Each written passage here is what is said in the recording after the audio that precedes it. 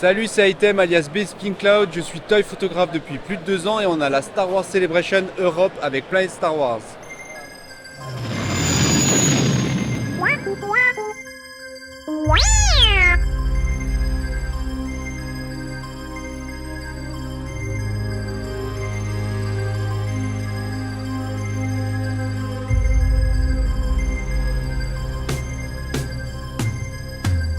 Alors la toy photographie c'est très simple, c'est l'art de mettre en scène les figurines d'une manière assez réaliste.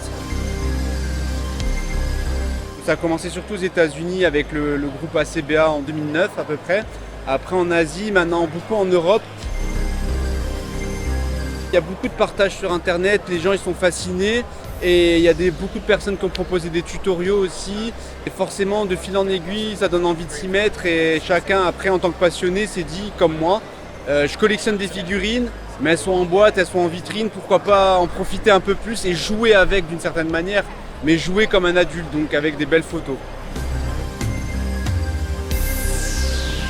Ce que j'apprécie chez les Black Series déjà c'est la licence, c'est Star Wars et ils proposent un panel de figurines vraiment impressionnant.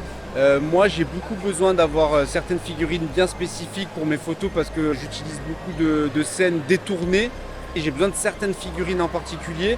Comme là par exemple dans ma bannière là j'ai plus de 50 personnages Star Wars et je pense qu'avec une autre marque Hasbro, la gamme Black Series, ça aurait été quasiment impossible de faire cette photo. Après pour le rapport qualité-prix je le trouve excellent. On peut avoir une belle figurine avec des accessoires de temps en temps, des beaux sculpts quand même, les articulations sont pas mal, donc tout va dans cette gamme. Moi ma figurine préférée, j'ai beaucoup aimé la George Lucas Stormtroopers parce qu'elle est super cool, déjà d'une part pour la collection, parce que voilà, on a George Lucas en Stormtroopers dans son packaging, c'est magnifique. Ce qui est bien avec la George Lucas, c'est qu'elle est 2 en 1, on peut mettre le casque, ça fait un Stormtroopers, donc j'en ai acheté 5 ou 6. Donc forcément, ça fait army building, on peut faire une armée, et en même temps, on peut faire des mises en scène et des scènes détournées avec George Lucas dans des situations comme sur la photo Kala, Unshot First par exemple. Niveau créativité, en tout cas, moi en ce moment, c'est mon coup de cœur parce qu'elle me correspond parfaitement. Il faut soigner sa lumière, c'est le plus important.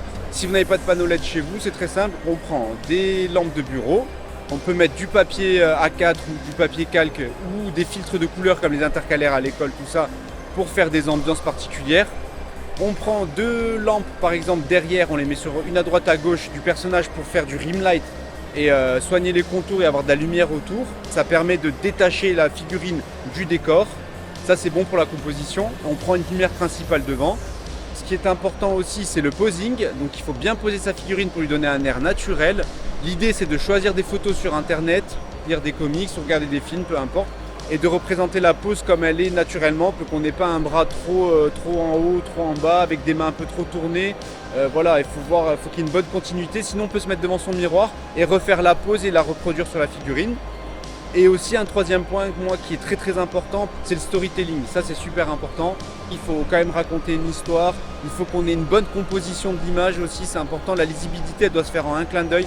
Moi je comprends, je suis tout à fait conscient que je suis un petit peu en dehors des codes parce que j'ai des compositions surchargées, mais c'est ce qui fait un petit peu mon style et c'est volontaire.